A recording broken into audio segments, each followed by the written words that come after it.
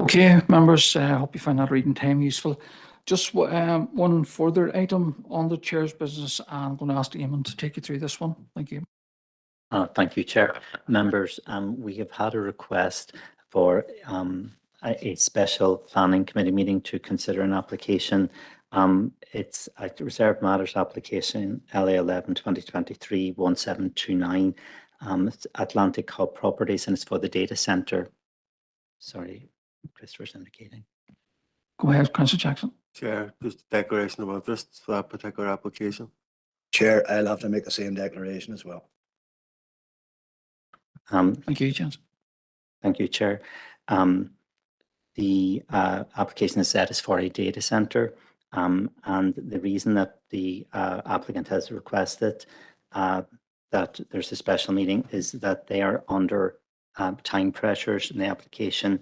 They need confirmation before October in order to secure the Sony power connection for the site.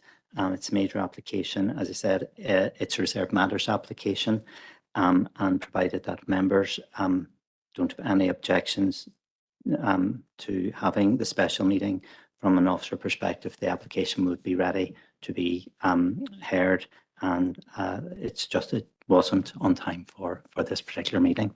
Thank you, Chair. Thank you, Eamon. As Chair, I feel it'd be important that we facilitate this request. Do we have a date, a possible date? Sorry, thank you. Possible date is Thursday, the 19th of September, 2 p.m. in Guildhall. So can I take it to everybody? Go ahead, Councillor. Yeah, that's fine for me. I can attend that. I'm happy to facilitate any application if I can. Thank you, Chair. Is that everybody agreed with then going to that special meeting then on Thursday, the 19th of September? I take it as yes. Thank you. Thank you, Eamon.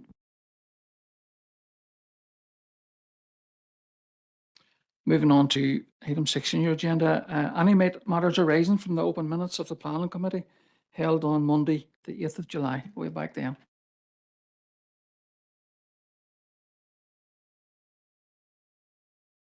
No, thank you.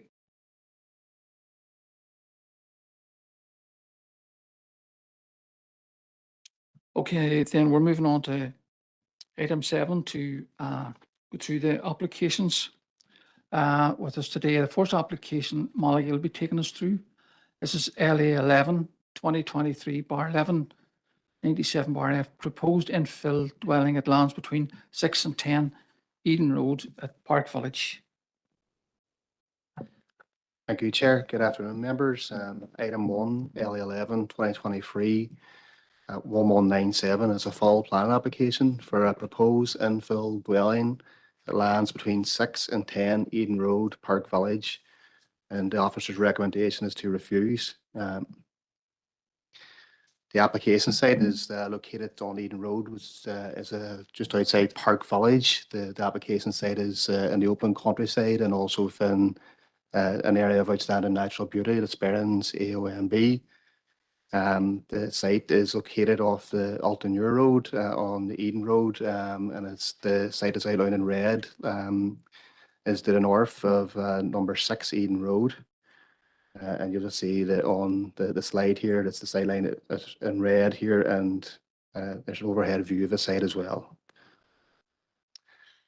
The site layout it is presented before you. So the application is for a 2-story dwelling located at between the numbers 10 and 6 Eden Road. So the policy context is set out in the case officer report. As per all applications in the countryside, the relevant policies are set out in the RDS, the area plan, the SPPS, PPS2, PPS3, and PPS21. And also of relevance is the supplementary planning guidance, the sustainable design guide for Northern Ireland. In relation to this application, we've consulted a number of bodies. NA Water have not raised any issues. Environmental Health have provided standard advice in relation to septic tanks. DFI Roads have no objections, subject to the construction of visibility displays. And SES have stated that the nearest watercourse with a viable pathway is located 150 metres away. So the site was eliminated from further assessment under the HRA regulations.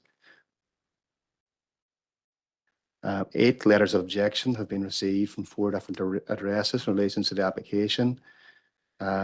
These are detailedly considered in the case officer report, and just to note that the original application was for 2-story dwellings. The proposal was amended and re-notified, and these were issued in summer of 2003. So the third parties are aware of this change in the application.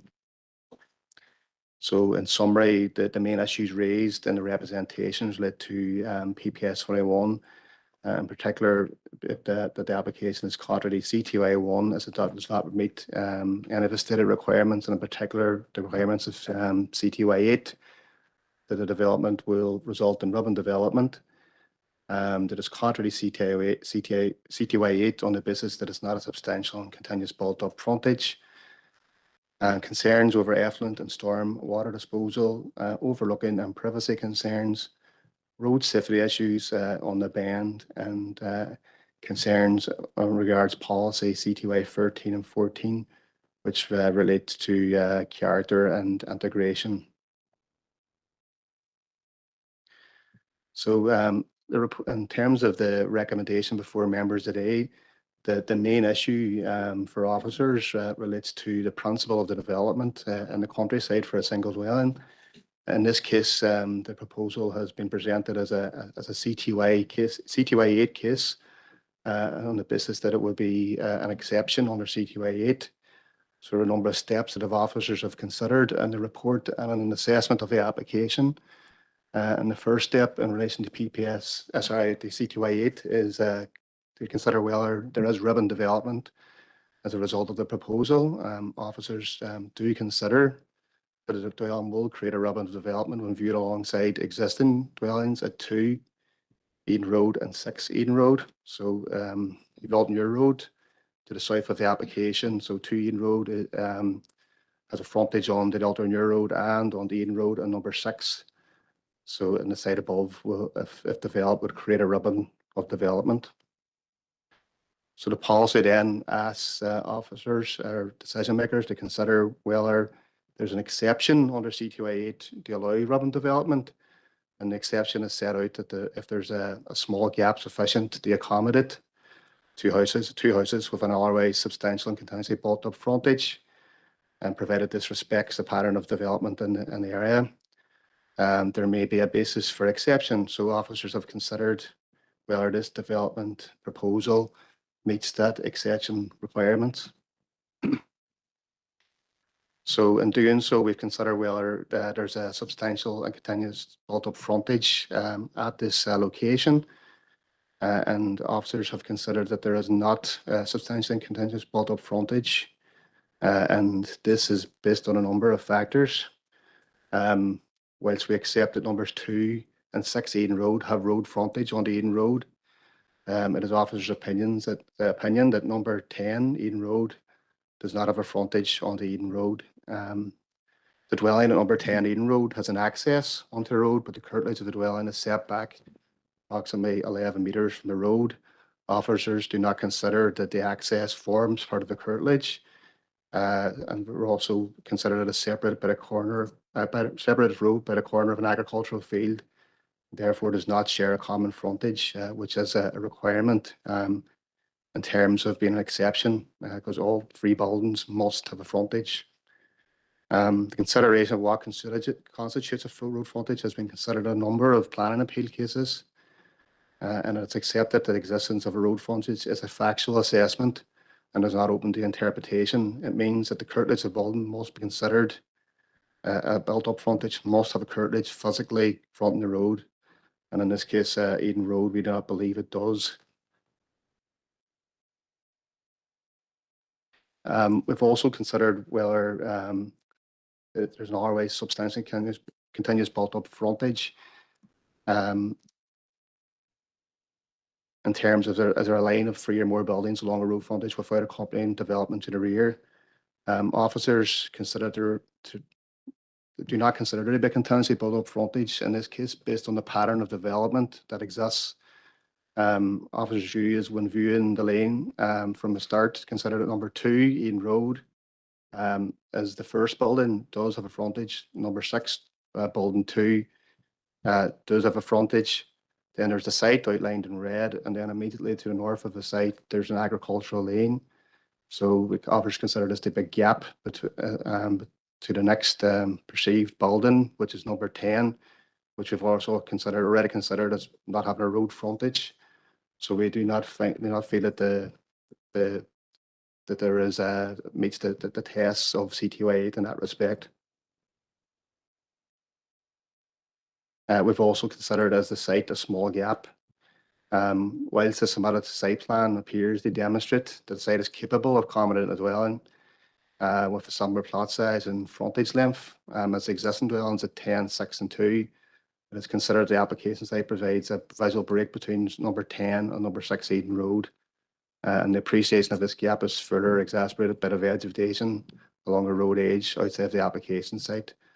So it is considered the lane may provide a further gap, and so as such cannot factually align with the exceptions test as set out in CTY 8. So when considered the fallback position of CTY 1, we do not feel that the proposal meets the exception tests set out in CTY 8, and therefore does not meet of any of the stated allowed development under CTY 1. And therefore it's contrary to CTY 1 of PPS 21. We've also considered other relevant policies within PPS 21 in respect of CTY 13, which deals with integration design of buildings in the countryside. We've looked at the topography of the land, of vegetation, and we feel that that will shield the site until viewers nearly at the entrance when traveling along down the Alternure Road.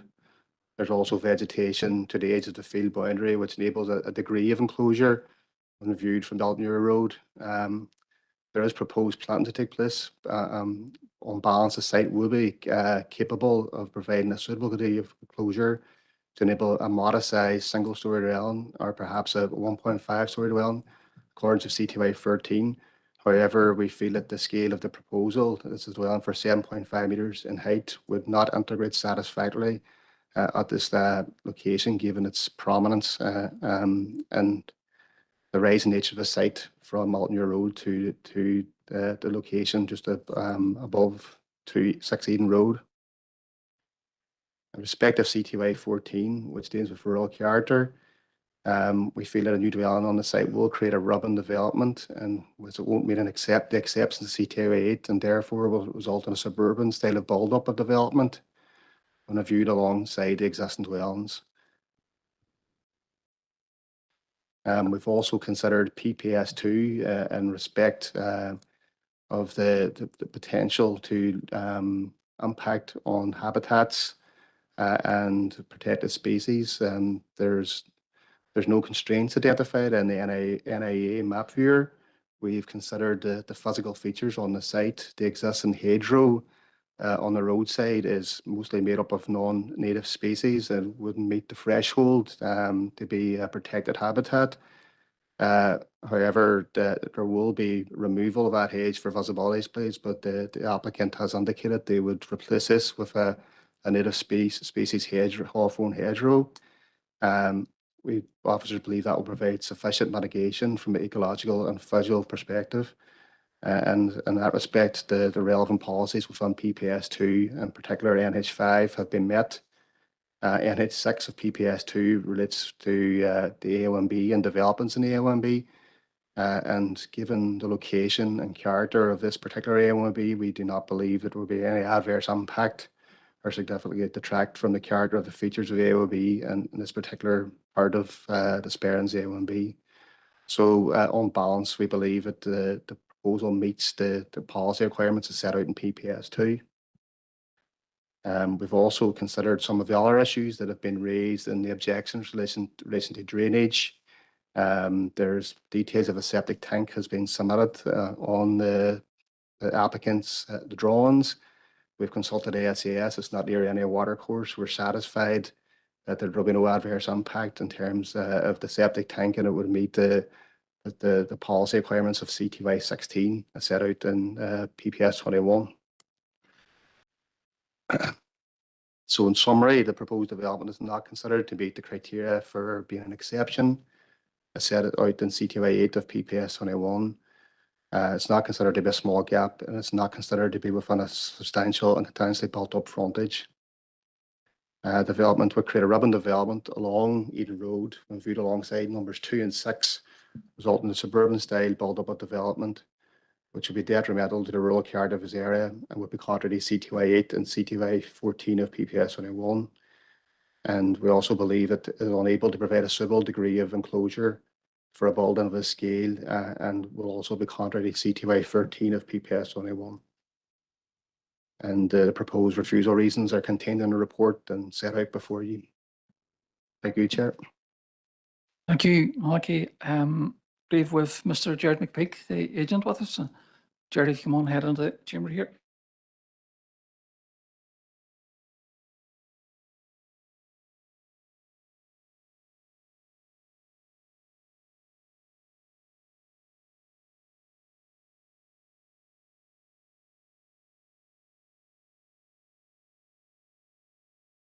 Hello, Jared. Welcome to the chamber today. You have 5 minutes to address the committee, and I'll let you know just before whenever you're coming up your time. Thank you.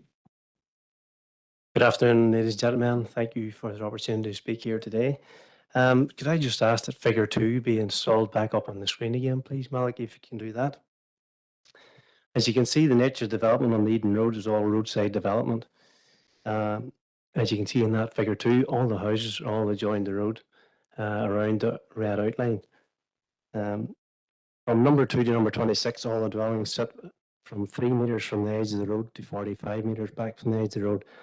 All the gardens adjoin the public road, as you'll see in that figure 2. Our proposal of finance fund for between 2, 6 and 10 Eden Road. PPS 21 CTY 8 states development will be permitted in a gap site that would accommodate 2 dwellings, but the built-up frontage was more than 3. We submitted the application for 2 dwellings, but for both brothers here. However, due to the objection from number 6, we removed 1 dwelling to avoid any conflict with the neighbour. Number 6 never lodged any objection again once we did this. The objections raised by number 10 had reference to full planning appeals. Those appeals bear no resemblance to this application. As stated previously, all the dwellings on Eden Road have roadside frontage. The dwellings and the appeals that were referenced in some instances only had 2 dwellings, not 3 as required. Some dwellings were on roadside and some were 85 to 100 metres off the road. So as stated, they had no resemblance to this application. In terms of the built-up frontage along Eden Road, the plots for number 2 is 52 metres, number 6, 42 metres. Her site was 50 metres, number 10 was 40 metres, number 12, 30 metres, number 16, 40 metres.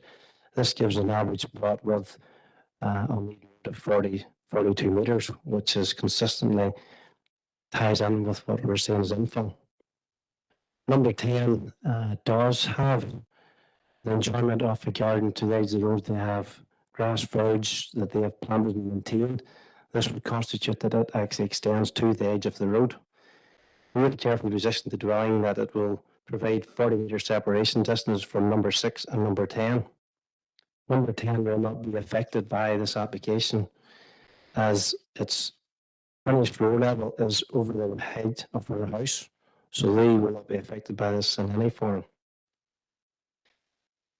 PAC reference number 2017 A0147 was supposed to have planning appeal for 2 infill sites in the Tollands Road in Dubai. The planning department recommended refusal for similar reasons as this application, in that the adjacent 8 houses that created the infill did not adjoin the public road, as they were set back over 25 metres from the edge of the road and were split by a grass-owned area with the council. The applicant lodged an appeal with the PAC when the decision was returned from refusal to an approval. In that approval, the Police Commissioner stated that in certain circumstances that when a proposal may offend policy, but if constructed, it would not have a detrimental effect to the road character that would be visually apparent if this application was granted.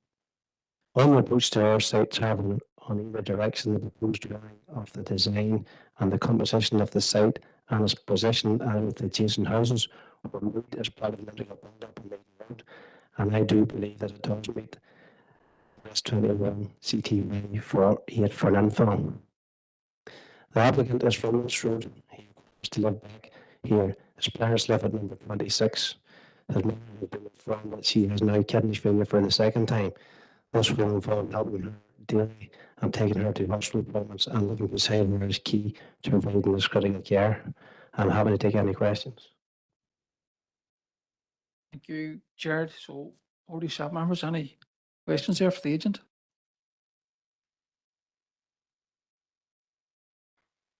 Councillor Gallagher.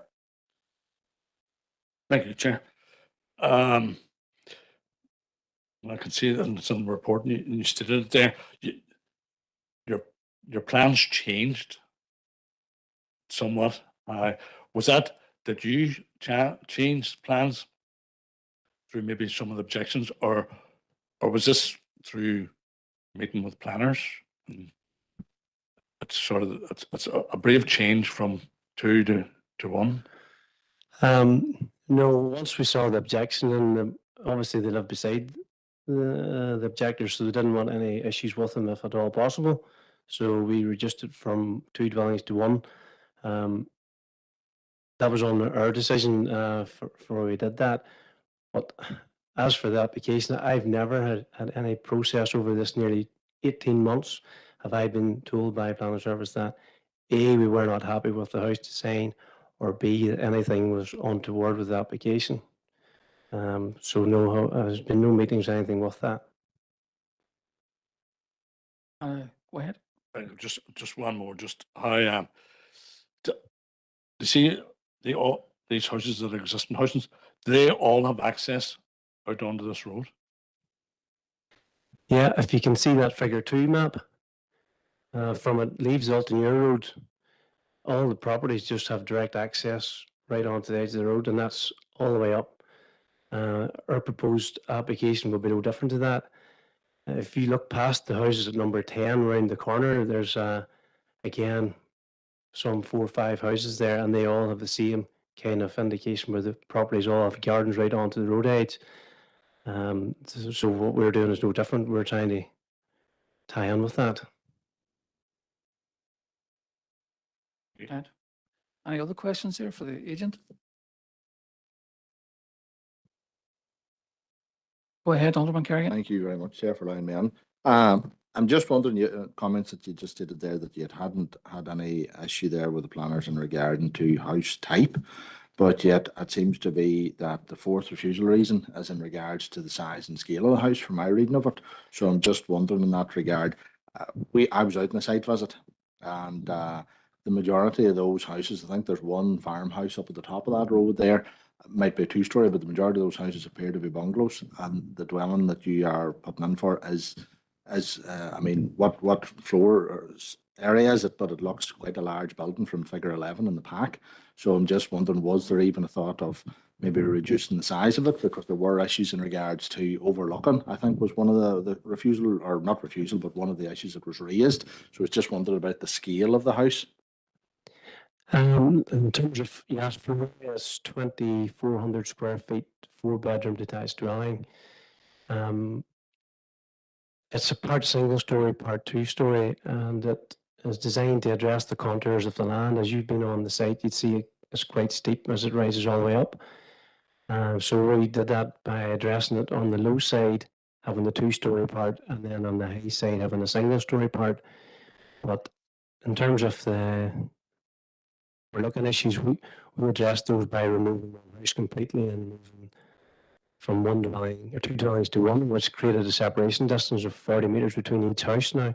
So there's no overlooking there at this stage, and that number 6 never objected again after that was done. But when you travel up that road, we're consistent with the step and the built form from number 2 all the way up to the top of the road at number 14, I think it is, where there's a 4.5 metre step nearly in every ridge of every house, from the top to the bottom. So in the way the lay it is, all houses are overlooking each other all the way down. As part of our application, we designed the house to look out onto the Eden Road as opposed to the other houses all look over each other. So we were trying to design that out of the equation. Enough, Councillor Kerrigan. Councillor Jackson. Good Chair. I suppose I was on the site visit as well, and I found it extremely useful. They on the site and they fully appreciate the constraints that are there. And it's an absolutely beautiful part of the world. But one of the things that was evident to me at the site was the laneway that will, if this site is developed, form a gap site, and it's a very noticeable gap site. So in terms of the exception to policy, how can we square that? Given that there's going to be a glaring gap at the northern part of the site or at the upper part of the site. So just anything on that. We positioned the drawing then after the objection to have it centralised on the site to give separation from properties above and below. The way it's sitting now, there's no opportunity to do an infill if you're asking on either side of that, north or south. That's not able to be done again. You know, there won't be any other opportunities, and that just kind of squares that off in terms of the development of the built form. As if you look at figure 2, that just takes it right up to number 10. Yes, there's a larger gap after number 10, but which probably wouldn't have an infill, but where we're at, that just rounds that off.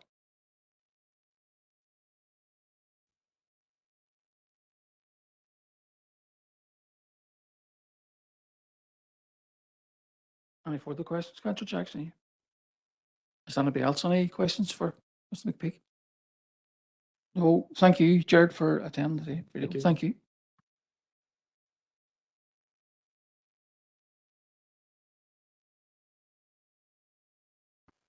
Okay, members, has anybody any questions for Malachy?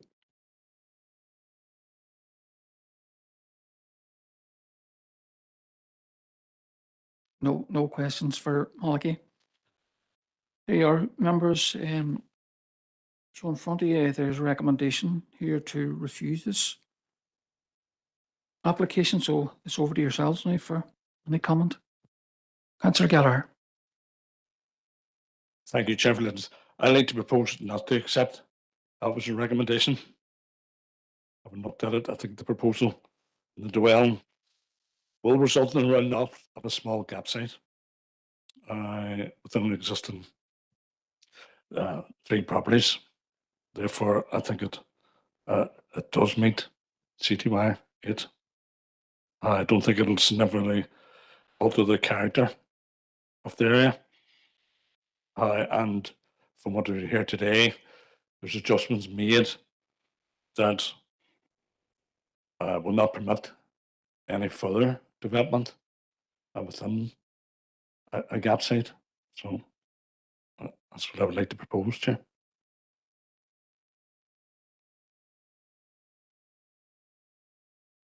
Okay, do you have any seconder for that proposal?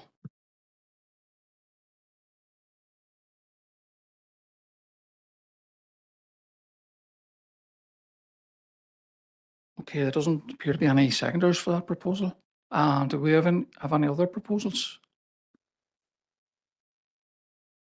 Councillor Mooney. Thank you, Chair. Given what I have heard, I give the officers and I've heard Mr. McPeak, and I'd like to thank him for his contribution to the committee today. But I've read the pack on a couple of occasions, and I did have the advantage of being on the site visit too. I have to say that, given on the balance, I'm persuaded by the officer's recommendation, and on that basis, I'm content to propose that we accept the officer's recommendation for the 4 refusal reasons that he's put forward. Thank you, Chair. Thank you, Councillor Mooney. Do we have a seconder for your proposal? Councillor Jackson. Chair, I was very sympathetic with the first proposal, but being on site and examining the constraints, seeing the issues, particularly pertaining to the northern part of the site, which where the bottom laneway is leading into. And it does clearly demonstrate that there would be a gap that would result in a visual break along that roadside. It's a difficult argument to make. I believe that if the rural remainder under the Strabane area plan applied here, there would be a stronger argument, but it doesn't. So on that basis, I feel that no option but they second the proposal to accept the officer's recommendation. They refuse.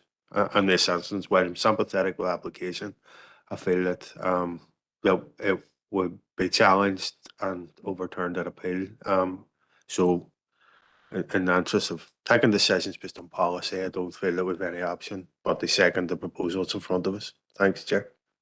Thank you, Councillor Jackson. There, members, we have a proposal from Councillor Mooney and a seconder to go with the officer's recommendations. I think we need to take a vote on this one. So, Bunches, if I can ask you to do this, please. So, Thank you, Chair. Alderman Montgomery, For. Councillor John Boyle. Or Councillor Caroline Devine, Ta. Councillor Sean Fleming. Tap. Thank you. Councillor Paul Gallagher, Against. Councillor Christopher Jackson, Councillor Fergal Leonard, ta. Councillor Patricia Logue, absent. Councillor Sean Mooney. Or Councillor Patrick Murphy. Councillor Martin Riley. Absent. Councillor Grace O'Neillis. Ta. Just call Councillor Leaves it under like, agrees with hand there like. Sorry, Alderman Keith Kerrigan. For, just Sorry, that's an initial apology. That leaves 1, 2, 3. 2, 3, 4, 5, 6, 7. That's 10 for and 1 against. Okay, thank you. Bunches, thank you, members, for that.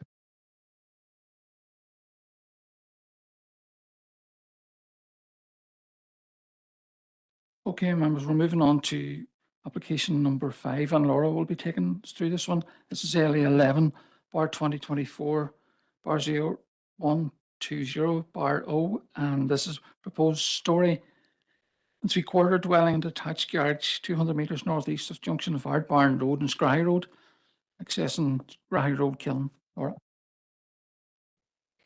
Good afternoon, members. Application LA 11 2024 01200 is an application, an outline application for a story and 3/4 dwelling with attached garage 200 metres northeast of the junction of Arburn Road and Scraggy Road. The recommendation is to refuse. So here we have the site location plan and aerial image of the application site. As you can see, the site's currently part of a larger agricultural field on the eastern side of Scraggy Road. It slopes steeply from towards the roadside, and the application site is located in the rural area as defined in the Strabane area plan. This is again some images of the application site. As you can see there, it does slope quite steeply towards the road. And that's just 2 views from either direction. And then this is just a longer range view towards the application site along Scraggy Road. So the policy context under which this application has been assessed, primarily there PPS 21, and we'll consider that further in the presentation. In terms of consultation responses, DERA, Environmental Health, NI Water and DFI Roads have been consulted. None of the consultees have any objections to the proposal, subject to standard conditions and planning advice. So in terms of the principle of the development on this application site, policy CTY 10 applies given that the applicant has made an application for a farm dwelling. So policy CTY 10 requires that the farm business primarily, Part A, is active and established, and then Part B permits that only one dwelling is allowed within 10 years. So consultation with DERA confirms that the business is established beyond the 6 years required, and that the farm business has claimed subsidies since 1991 there for proven active farming for the requirements of policy CTY 10. The business ID and the farm maps provided have been checked, and it's concluded that there have been no applications for farm dwellings approved under that farm business number within 10 years of the date of this application, and therefore no dwellings or development opportunities have been disposed of from the farm holding. So in terms of parts A and B of policy CTY 10, the proposal complies. So the main crux, I suppose, of this consideration of this application is Part C of policy CTY 10. So that requires that the proposed dwelling is sited to cluster or visually link with a group of buildings on the farm. It does make an exception where there are demonstrable health and safety reasons or verifiable plans to expand the farm business at the existing building group. So as discussed in detail in the planning report, there's no associated farm buildings within the immediate surrounds of the application site. The principal farmyard is located approximately 464 metres south of the proposed site. Just to point out a note in the planning report, there was a typo on one of the descriptions of the distance between the application site and the farm buildings. The agent has submitted a supporting statement.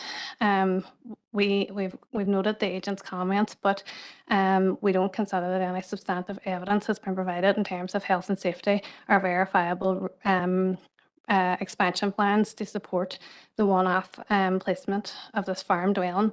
As you can see there on the aerial image, there's a significant separation distance. There's a number of agricultural fields between the application site and the farm buildings.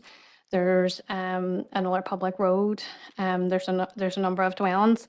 So therefore, given the intervening topography of the landscape, the numerous agricultural field, it's clear that the proposed dwelling will not visually link, and it is not sited to cluster with the established group of buildings on the farm. So therefore, in principle, this proposal isn't acceptable under Part C of policy CTY 10. So to move on, we've also assessed the proposal as required in CTY 10 under policies CTY 13 and CTY 14 of PPS 21. As we've noted, this is a steeply sloping site, and it's considered that a significant level of earthworks would be required to accommodate a dwelling on this site, as well as planting along the undefined boundaries in the northern part of the site. So therefore, given the elevated nature of the site and the open boundaries, it's considered that a dwelling and garage on the site couldn't be afforded a suitable degree of enclosure to provide integration, and that the buildings would appear as prominent features in the landscape when viewed from the public road. And therefore, it's considered that the proposal is contrary to policy CTY 10, CTY 13 and CTY 14 in that respect. Just then, in terms of amenity, as I've stated, there's significant separation distance between the proposed site and any nearby dwellings. It's quite a large site, so it can provide adequate amenity space. Environmental Health don't have any objections, so we're content in terms of amenity, and it complies with the SPPS.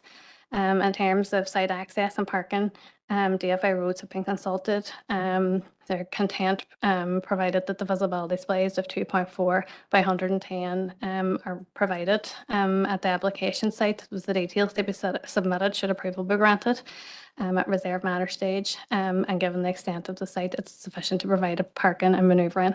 Therefore, the proposal complies with PPS 3. In terms of natural heritage, which is considered under PPS 2, the site's not within any protected areas and it hasn't been identified as accommodating any protected species, and there are no water courses evident abutting the application site. We note that some hedgerow is to be removed to provide the access to the proposed dwelling. However, it's not considered significant enough, and standard advice can be provided with regards to birds. So overall, the proposal complies with PPS 2. In terms of PPS 15, no areas of flood risk have been identified. Therefore, the proposal complies with PPS 15. So just to summarise, the main point here is this is an application for a farm dwelling. And the policy CTY10 requires that it's sited to visually link or cluster with the established group of buildings on the farm. This site is a one-off site located a significant distance from the existing farm buildings, and therefore it doesn't provide any visual linkage, and it can't cluster given the separation distance. It's unable to provide a suitable degree of enclosure to integrate the proposed dwelling garage into the landscape, and it would therefore, as a result, appear as a prominent feature of the landscape, which would erode the rural character of the area. It's noted that late information has been received, but officers remain of the opinion that the proposal is contrary to policy CTY10. No detailed drawings have been received to assess the scale in terms of integration, potential cut and fill, retaining walls, etc.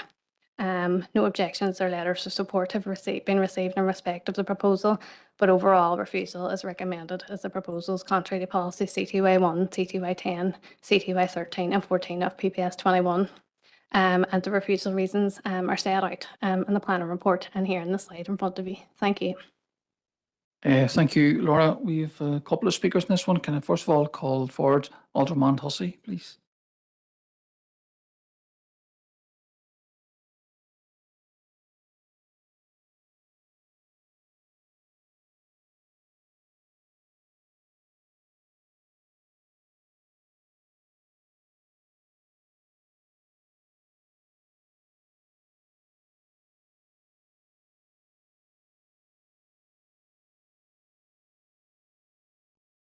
Thank you, Alderman Hussey. I'm very familiar to this part of the House. And as you know, we have 5 minutes to address the committee today. Okay. Chair, members, officers, thanks for the opportunity. I'm here to speak in support of the application. Just to state, ever since I came to live in Castlereagh 50 years ago plus, the family have farmed this part of the area and are well known to me. There are two in the committee who will know the particular site quite well. The rest will not be familiar with it. And I think therein lies an issue that was identified in the previous application that you were talking about. I think at some stage, you're going to have to go and look at this, because I drove past it this morning or this afternoon on my way here, and I repudiate what has been said that it is, it's open. It's not. In fact, if you're driving along that road, those who are not familiar with it might find difficulty in identifying where the actual site is. The issues with regard to why the location is where it is, the agent will fully dwell on. But with regard to character, again, looking at the dwellings that exist along that road, they're of various standards, sizes, whether it be single, story and a half, story and 3/4, 2-story. Along that road, you will find the various types of housing along it. So the type of housing to me is not out of character with the area that the proposal is in. I would emphasize that this is an outline planning application, as you well know, and I would be urging that the application is allowed to go to a full application where many issues can then be addressed going forward. I think there may be an issue with regard to ridge height. Speaking to the agent, I understand that that is something that can be worked out with planners going forward. As I say, the site, you've rightly described the site as sloping. There will be a necessity for a leveling of the site, which will further reduce the impact of the dwelling with regard to its prominence. And in fact, I would maintain that with the surrounding vegetation, etc., prominence is not, it's not that prominent compared to others within the vicinity. If you look, I think it's figure 3, you will see other dwellings in and about that particular area, which I would suggest to you would be more prominent. This particular application will not be. Chair, those are my arguments in support of the application. As I said, the agent will go into it in more detail with regard to the rationale as to why that particular site is what's available to the family. It's a family that have been there for a long time, wishing to remain in the rural area. Members themselves will know that I do have concerns when housing within the rural area can be refused, or new applications in the rural area can be refused when we know that there is a severe housing shortage in our area. And indeed, that is also identified, as you again well know, within the LDP. So thank you, Chair. Thank you, members. Thank you, Alderman Hussey. Thank you. I'd now like to call forward Mr. McKinley, please.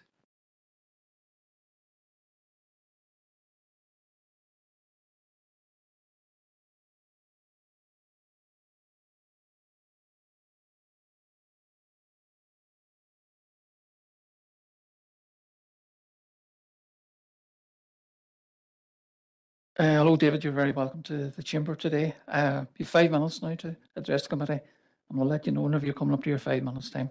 Thank you. Thank you, Chair and Committee, for allowing me to speak on behalf of my client, Lisa Young. This applications were refused under 4 points. Point 1, CTY 1. If CTY is proved to be successful, that's removed, so that point's gone. Point 2, the proposal is contrary to CTY 10 and 13, in that the dwelling does not visually link to a farm cluster and result in a prominent feature in the landscape. CTY talks of compliance with 3 number criteria, as you've heard. We've met A and B. It's C, the planners have a concern with. Part C reads, a new building is visually linked or sited to cluster with an established group of buildings on the farm, and where practical, I want you to remember that word, access to the dwelling should be obtained from an existing lane. Exceptional considerations may be given to an alternative site elsewhere in the farm, provided there are no other sites available at another group of buildings on the farm or out farm, and where there are either demonstrational health and safety reasons or variable plans to expand. The important word here is practical. And where practicable, access to the dwelling should be used existing laneway. Why even mention this? This suggestions that the author of the document PPS 21 is concerned if that was even an acceptable requirement. We cannot site beside the farm buildings cluster, as mentioned in our previous correspondence to planning, as we don't own the first 40 metres of the lane. It's owned by 2 separate farmers. So in theory, we have no access when it comes to mortgageability. Our first field is field 05/3 on the right as you drive up the laneway after the first field. They don't own the field on the left either. Their land bank is on the left. On the left. Their land bank is on the left. They don't own any land on the right, which sort of closes the farm off from the Scrahy Road. There's no alternative access to the farm. This may not necessarily be material consideration to planning service, but it is when we as professionals assess a site. I have it, and all my applications have been awarded new laneways to service a new dwelling. If we don't have control of the access, we don't have a mortgage. This dwelling is in the region of £250,000. The mere fact that they have no opportunity to develop next to farm buildings makes this current policy slightly out of date and sort of useless, basically. This is our opinion. And material consideration to the couple that is building their own home forever. It goes on to say that under exceptional circumstances, you may site away from the farm cluster. We have no opportunities on the current farm anywhere else. There's no other farm groupings. We picked the site which was the closest field to, this is closest field to the farm, albeit it's 400 odd metres away. And it is well integrated, and we've mentioned the trees are at least to the height of 8 to 10 metres around two sides of the site. The second part of the argument is breaking down the statement health and safety. These are two specific means. Health is related to good living conditions, what you eat, etc. Safety is to do what's actually happening on the farm. Lisa's marrying a lorry driver. They currently live in Castlederrick. Lisa is a farmer, not her partner. He's a townie. He has issues with smell and noise in the yard the few Saturdays that he attends and helps. This brings us to an issue relating to marital survival. I have witnessed, unfortunately, some marriages deteriorate with the closeness of the dwellings to the working farm being cited as one of the main reasons for divorce. That's true. Remember, not all partners are farmers, mostly townies. I can vouch for that myself. My wife's a townie. My wellies and old clothes are fired across the backyard occasionally, as the smell in the house sometimes upsets the other. This is stressful and unnecessary and does not put strain on a relationship. Sorry, it does put strain on a relationship. Again, this is material consideration in relation to a healthy relationship, meeting, I believe, the demonstrable health and safety reasons.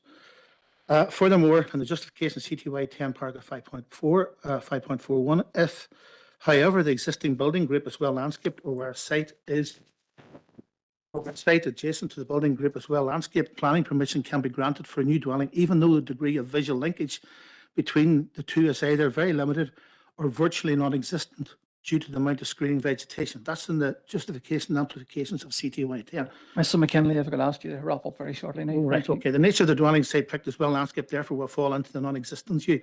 However, if we remove the screen to the back of the house, we can expose the visual linkage between the two, but we'll lose integration. My photograph that I sent this morning would indicate quite clearly, I think, we scanned and imaged a house within the existing photograph. I think you're well aware of that. The nature of that site is actually strange in that the tree line comes right in front of the house and partially hides the house. So I feel we can easily, in regards to 13 and 14, take the prominence issue out of the site. That's me, I'm afraid. Thank you very much. Thank you very much, Mr. McKinley. Members, have you any questions? Councillor Kerrigan, Alderman Kerrigan. Thank you very much, Chair, for allowing me in. And my wife is from farm related, but I still get scolded about the meal dust on my car. For she says couldn't go into that with any decent clothes on you. But I say that's why I'm always in that kind of brown jacket that kind of hides the dust a wee bit. But Chair, in regards to David, can you just emphasise the point? I just missed it there. You'd raised there in regards to the visual linkage that can be taken out there due to the integration. Was that 5.4? 5.41. 5.41 of CTY 10. And regards that, isn't that? That's that. So 5.41 CTY 10. 5.4. It's an extract out of it. If, however, the existing building group is well landscaped, or where a site adjacent to the building site is well landscaped, planning permission can be granted for a new dwelling, even though the degree of visual linkage between the two is either very limited or virtually non-existent due to the amount of screening vegetation. And you are content that this is an outline planning permission or an outline application, and therefore, in regards to ridge height or integration, those are items that can be worked on between yourself and planners and the applicant. They're not. Absolutely, Yeah. absolutely. Thank you very much. Any other questions for David? Councillor Boyle, go ahead. Thanks, Chair. Chair, could I just ask officers if they could put up aerial photograph number 3, figure number 3 first, just it's just to assist David and myself.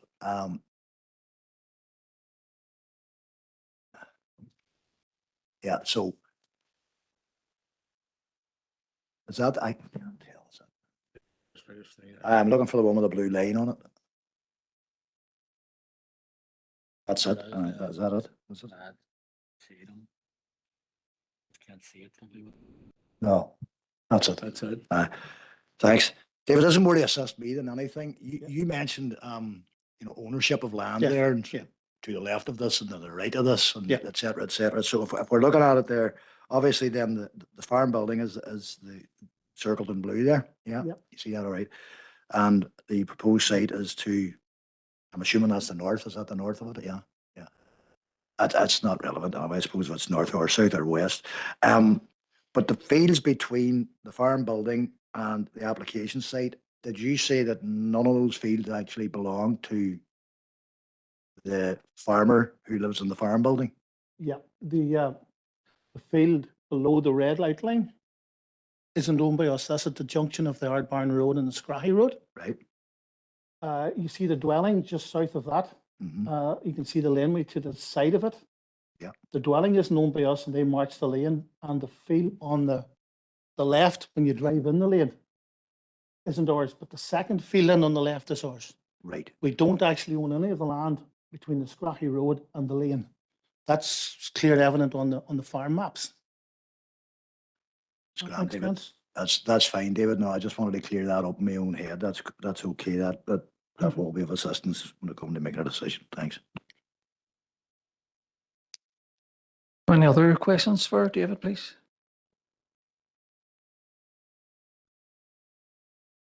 No, nobody's indicated, David. Thank you very much for attending today. Thank you.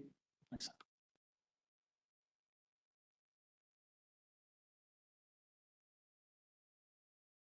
Okay, members, have you any questions for Laura, please?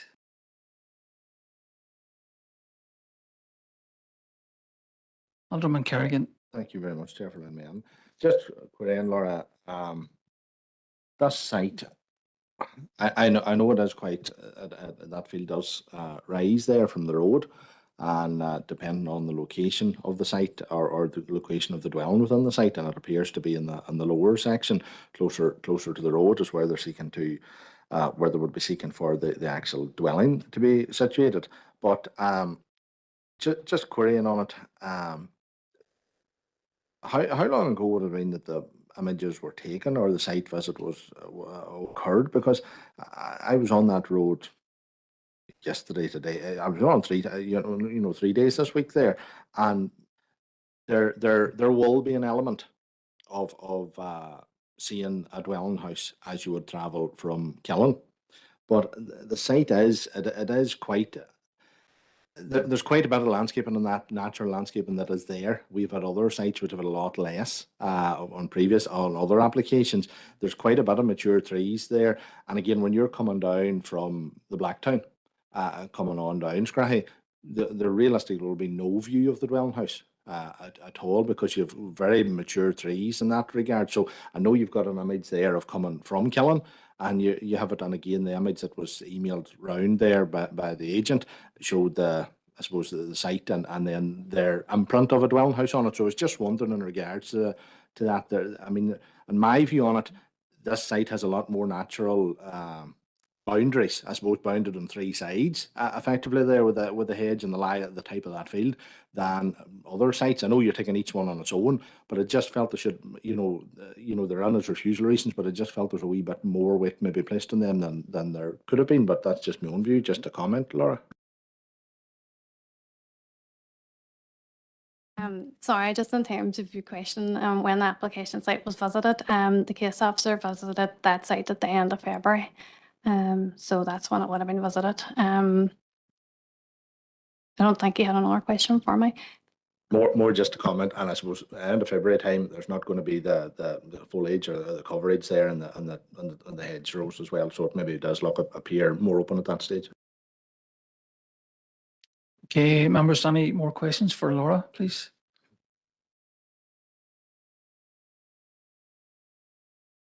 No more questions for Laura. Okay, members, you've heard from Laura and the various speakers. There's a recommendation to refuse, so I'll pass it over to yourselves now for comment. Thank you. Alderman Kerrigan. Chair, we have three refusal reasons here. Well, take a wee look. I've reviewed the pack. I know the site. I've been up in that yard before on other errands. So I know the site. I know the site well, and I've read through the pack a few times there and looked through policy there, and again been past that area in this last few days. Also, the three refusal reasons in regards to the first refusal reason. which is the CTY 1 of PPS 21, and no overriding reason why the development is essential in this rural location. I do feel that the Strabane area plan, the rural remainder, and it's 123.2.1, the less restrictive planning policy will be applied. So I do feel that that will set aside the first argument, or the first refusal reason, I should say.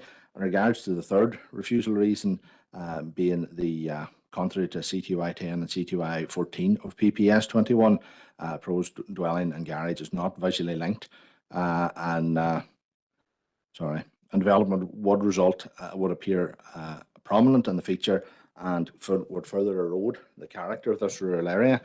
I don't feel that's correct. I feel that it can meet the items in CTY 14. Again, it is outline planning. I feel that it will not be unduly prominent.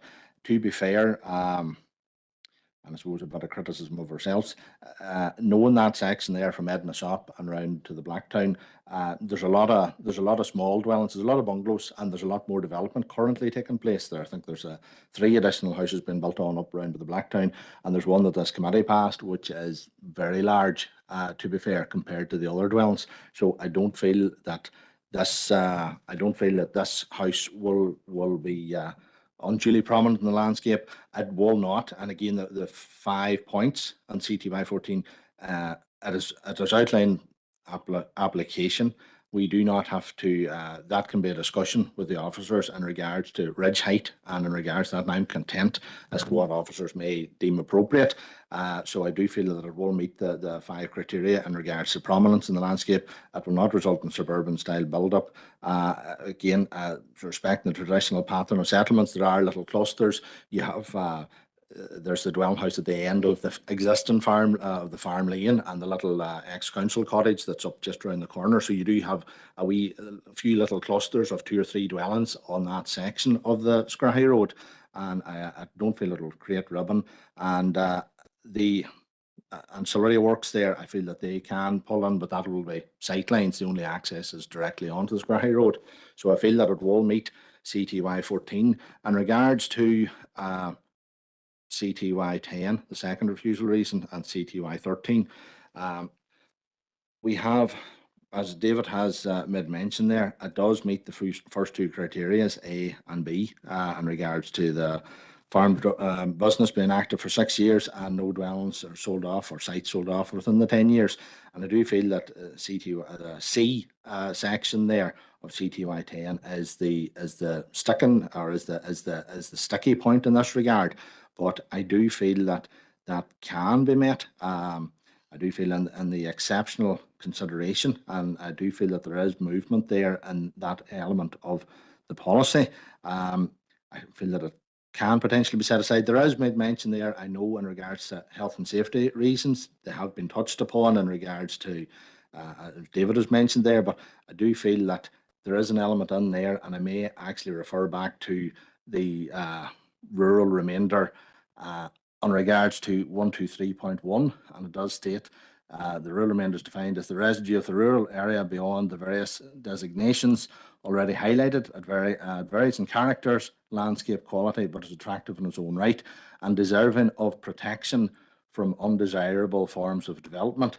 And in regards to that, I feel that although my reading of that may well be that it could deserve protection from undesirable forms of development, I feel that it may well also incur the freedom for desirable forms of development. And I feel that a farm dwelling for someone who will be continuing the farm business, I feel is one that could fall within that remit. So I do feel that that element can potentially counteract the refusal reason there in regards to the second one, in regards to CTY 10 and 13. So on that basis, Chair, I would propose that we don't accept the officer's recommendation and propose that we grant permission. Thank you very much, Chair. Thank you, Councillor Kerrigan. Do we have any other comments on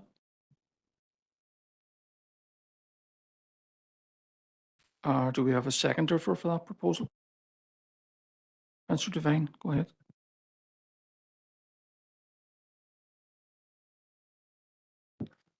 Apologies. I think we have demonstrated, or the applicant has demonstrated, there is a need for this farm building. He intends to, or she intends to farm the land and to continue that on. We've talked about the CTY 10 and the first two conditions being met. I do also believe that it will be integrated into the rural landscape. I think we've seen that late item, and I think, you know, there's enough mature hedgerow there that would help it to fit into the landscape. And again, I agree with Alderman Kerrigan that I don't think it's out of character. I think it wouldn't be a prominent feature, and I think that has helped me to come to that conclusion. I have taken on board the policy, and I think that maybe we should set it aside on this individual circumstance, that we would set aside meeting CYT 10 Part C, and that we would approve.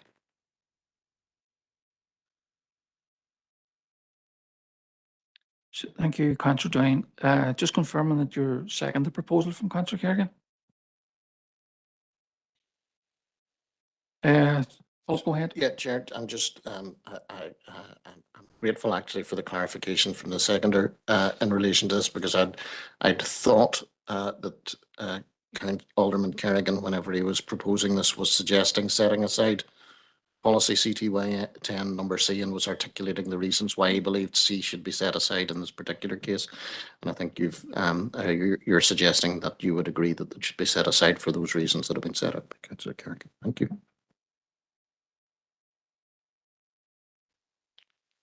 Okay, thank you very much, everybody, so far for that. So we have a proposal and seconder to overturn the officer's recommendation. Can we take a vote on this, please?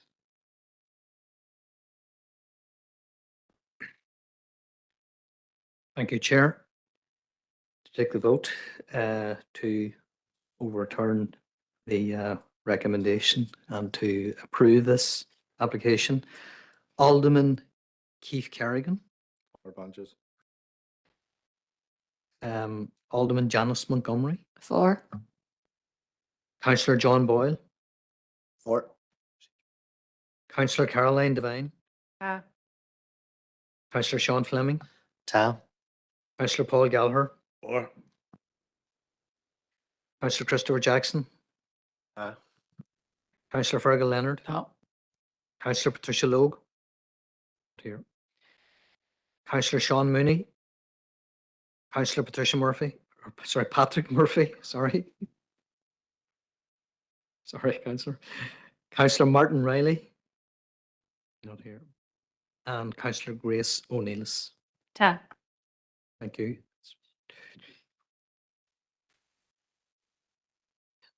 That's 11 for and none against. Okay, thank you very much, Francis. Thank you very much, members.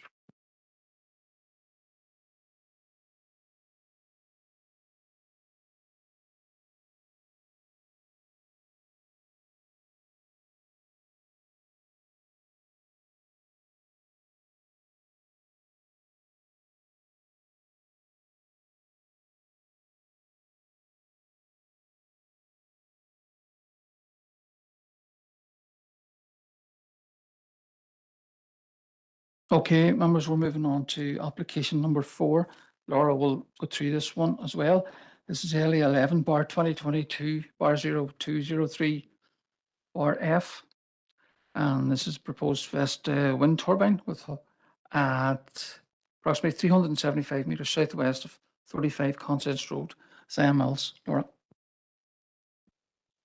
Yeah, so application LA 11 2022 0203F as an application for a Vesta V47 660 kilowatt MEA export 250 kilowatt wind turbine with hub height of 40.7 metres and a blade span of 23.5 metres with an overall height to tip of 64.2 metres. It's located approximately 375 metres southwest of 35 Concess Road, Zion Mills, and the recommendation is to refuse. So this is the application site outlined in red on the site location plan and the aerial photo. The site's located on the western side of Concess Road and is located within a rural area. It's approximately 2 kilometres southwest of Victoria Bridge. As you can see, it's a circular portion of land. It measures approximately 0.2 hectares and it's located within a larger agricultural field. It's accessed via an existing agricultural laneway which extends from Concess Road. The field itself is enclosed by a post and wire fence with some hedge and trees and parts of the field boundaries. And there are now a number of operational single wind turbines in the local area. So this is just a photo or an image of the application site and the location identified there where the turbine is proposed. Again here, this is another photo of the application site, just identifying generally where the turbine is proposed. Here we have some images or plan drawings of the proposed turbine. As detailed in the description, it has a 40.7 metre hub height with a rotor diameter, so that's a blade span of 47 metres and with an overall height then of 64.2 metres. So this is the policy context under which this application was assessed. The main policy there in terms of this proposal being PPS 18 renewable energy. So in terms of consultations, there was no objections to the proposal from any of the consultees. Some of them have recommended conditions and have provided advice, in particular environmental health. We haven't had any letters of objection or support received in respect of this planning application. So this slide, this drawing's also in the planning report, and there's an associated planning history table. So this just gives you an idea of the planning history for single wind turbines in this immediate area. As you can see, there are a number of approvals, a few refusals, and some applications haven't been withdrawn. The application site there is highlighted in yellow and is located in the kind of lower portion of the image there. So in terms of the relevant planning policy, so that's provided by PPS 18 policy RE1. So in terms of that, the proposed turbine, as we stated, it'll have a hub of 40.7 metre, an overall height of 64.2. There's a number of operational wind turbines in the area, including other planning approvals. Some of the turbines approved and constructed are of a similar or larger scale than that proposed under this application. The drawing there on the right-hand side indicates some of the viewpoints from whereby the proposed turbine would be seen. There's 5 identified there along the local road network. So the proposed turbine will read with some of these turbines as identified on the critical views. And in terms of, I suppose, looking at this turbine on its own, it is considered that it will be of a similar size and scale, and therefore, whenever it's considered along with these turbines, it wouldn't look out of place in terms of its size or in terms of its scale. So just the following images then are just the viewpoints as identified there in that drawing, and these are all included within the planning report. So this is the view from Concess Road at the junction with Whisker Road. And then again here from Whisker Road, you can see that there's an existing turbine from that viewpoint. Again. And then we have an image here from Dermeagle Road as well, where the proposed turbine would be located and an existing turbine there as well alongside it. And then another view here, view 4 from Dermeagle Road as well. So this is, I suppose, in terms of considering the cumulative impact of wind turbines in the area, which is a requirement to be considered under policy RE1 of PPS 18.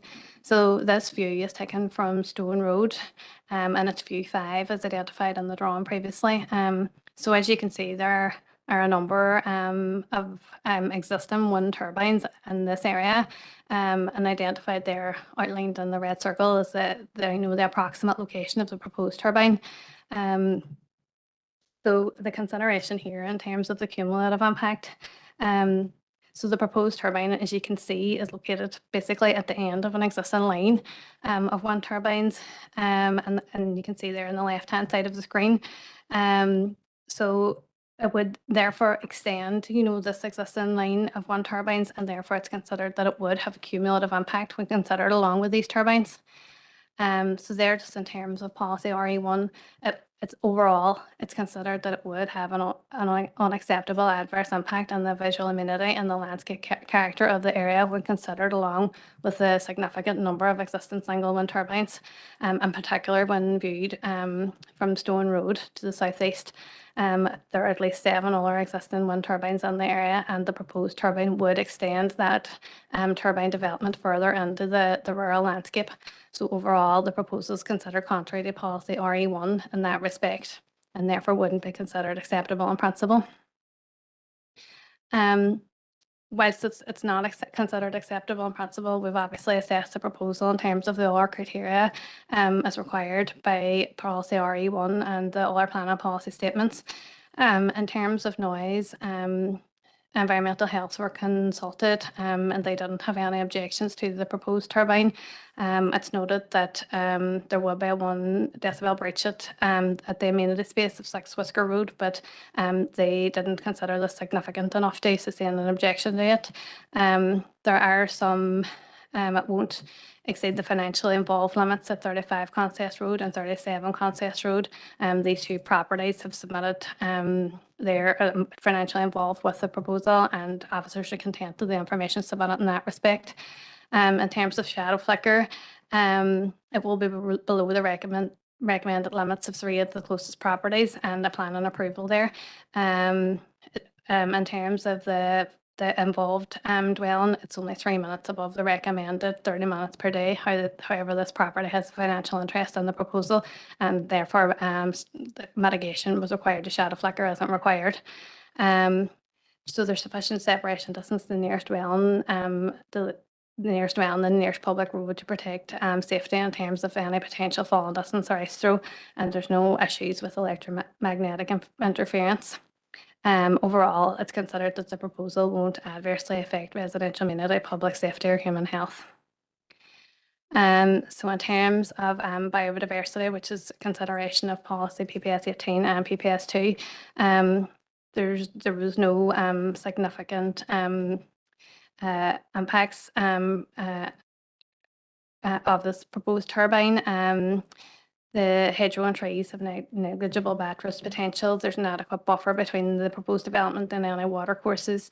NIA have been consulted on the proposal, and they had no objections, subject to standard conditions, which could be attached if approval was granted. So overall, the proposal is considered to comply in terms of biodiversity and nature conservation with PPS 18 and PPS 2 and the SPPS. In terms of public access to the countryside, there's an existing access lane off Concess roads, and DFI roads have no objection. Therefore, the proposal complies with PPS 18 and PPS 3 in that respect. So there was a number of late items submitted in support of this application, which have been circulated to members. A supporting document from the agent, which outlines the nature of the applicant's business, his intention to propose to generate electricity for the business and invest in low carbon technologies. There was also supporting information from the Ulster Farmers Union, stating that they support the generation of green hydrogen through renewable energy. There was also a further email from the agent outlining the potential generation, electric generation of the proposed turbine, which and the power that it could provide to homes. So officers have considered that supporting information, and PPS 18 does allow us to consider that information. But overall, we've concluded that whilst the economic and environmental benefits of the proposal and the attention of the applicant are appreciated, they wouldn't be afforded determinant weighting in this case. They're not sufficient to outweigh the impacts of the proposed turbine, what it would have in the visual amenity and the landscape character of the area, which is noted as already under significant pressure from wind energy development. So overall, the recommendation is to refuse this application, contrary to policy RE1 of PPS 18. The refusal reason set out in the planning report in the slide here too. Thank you. Okay, thank you, Laura. Leave with Mr. Gary Hawkes. Who's going to speak on behalf of the agent today.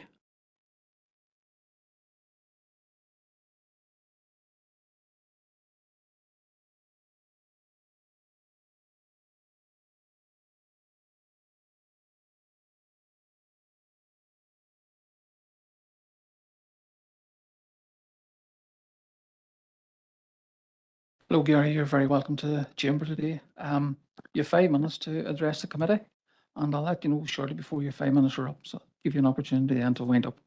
Go ahead. Thank you very much, Chairman, and members of council here. Give me the opportunity today to bring some further information to you on this application. I'm representing the McCrabb family this application. The McCrabb family in the Victoria and Strabane area are involved in the haulage industry and very heavily connected to the agriculture centre. They're also based in Donegal as well. They haul an awful lot of agriculture produce into this area and out again, supporting the farm industry on a daily basis. And the situation is they feel it's time, and time is coming that they're going to have to look at their structure of their business and look at how it's operational in this area with decarbonisation of the industry.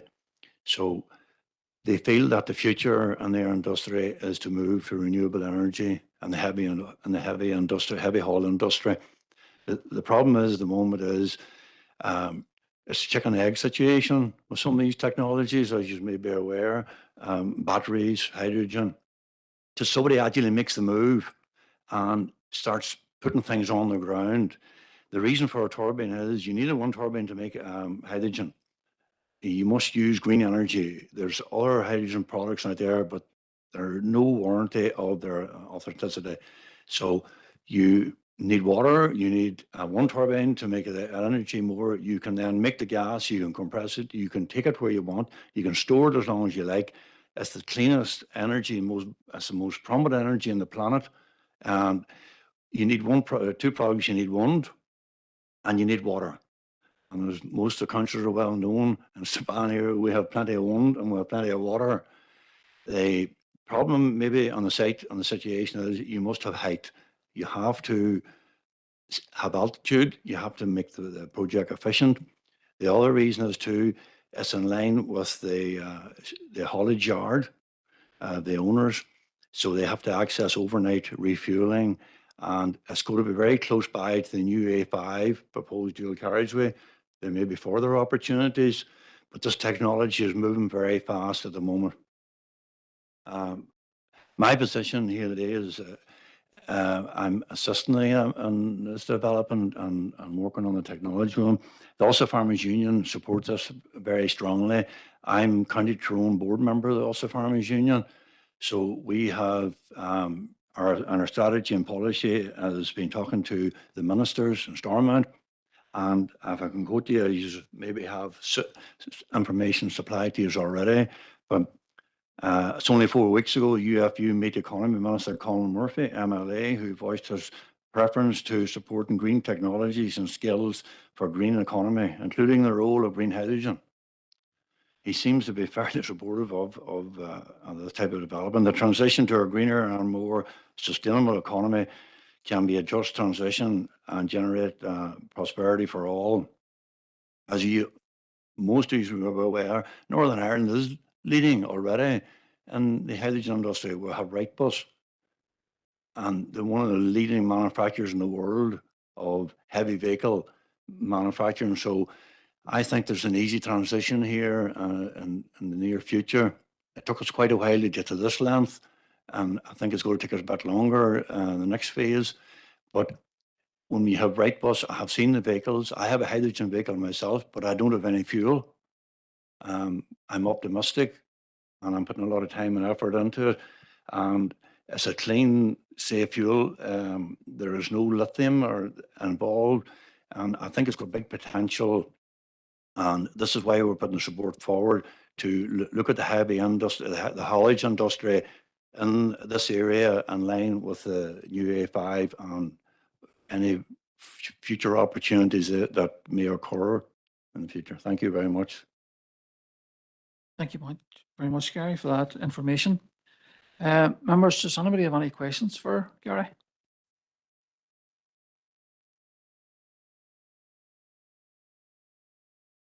No, Gary, there doesn't seem to be any questions, but thanks very much for attending today and for the information you've shared with us. Thank you.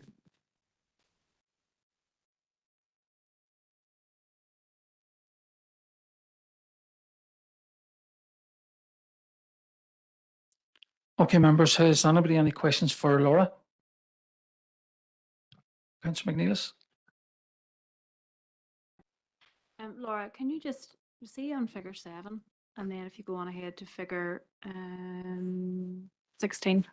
So I'm just trying to work out on the difference you see in figure 7 there, and it's showing the approved wind turbines, and then it's showing the application site. And then to the other side of it, there's one there in green, which is number 5, and then there's 7 and 8 down in the bottom there. Where do they fall in the figure 16?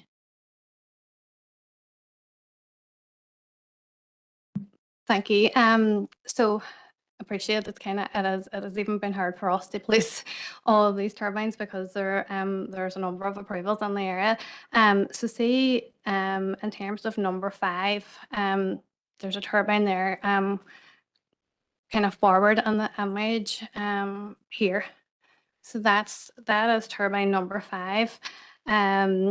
And then, all the other turbines then are viewed in the distance. Some of them probably are at a longer range. That image is taken from Stone Road, which is kind of south of where number 5 is on the other side of the main road to Victoria.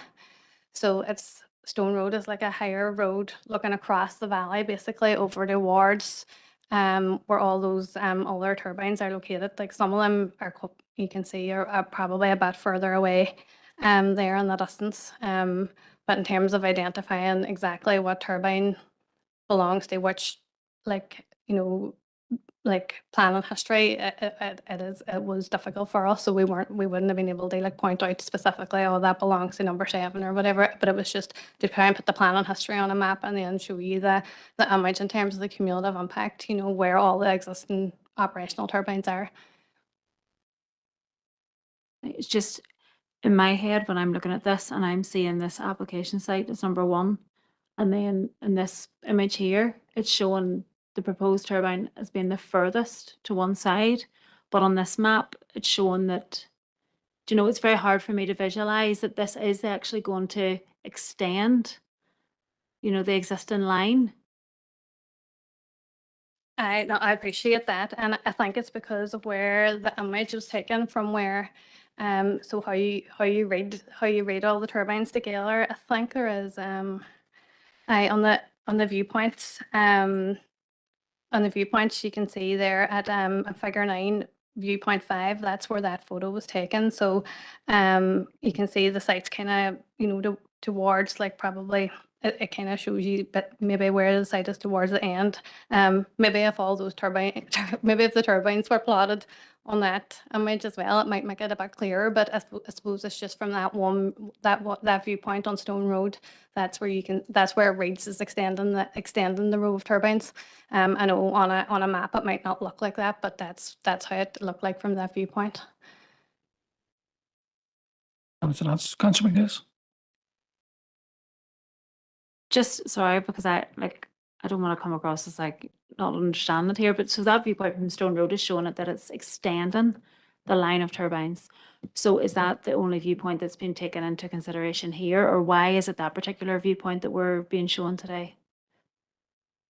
So we took a number of views in terms of assessing the application site, but in terms of viewing the extension of the existing row of turbines, you know, when we assess a wind turbine, we go out and drive around the road network for, you know, as far as basically we think that we will be able to see it, and agents often provide us with visuals. So in terms of the extension of the existing row of turbines, that was the view from where we could see them. So if we had been able to see that from any other road, we would have taken an image from any other road, but that was the road where we could see that from. There was some other images there where you could only see the proposed turbine along with one other turbine. So that was like in the roads closer around the application site, but that was the main view whereby we could see the row of wind turbines. Councillor Boyle. Thanks, Chair. Cheers, Laura.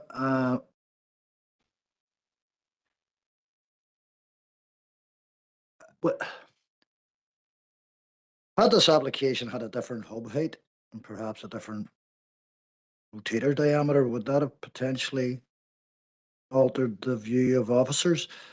Now, you don't have to answer this next point, but it's a point I'm going to make for the benefit of others, and that is that evidently, you know, there have been a significant number of permissions granted by the planning department, whether that be the planning department under DCSDC or indeed the previous iteration of it.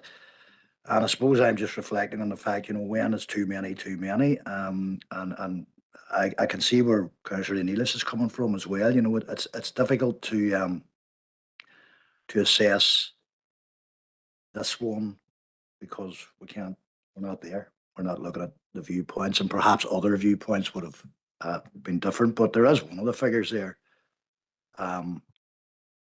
which does show. It's figure 16, which does show that there's from the Stone Road that you can very clearly see one turbine, but the others are very significantly further away. And this is to the left, and it's difficult to assess that.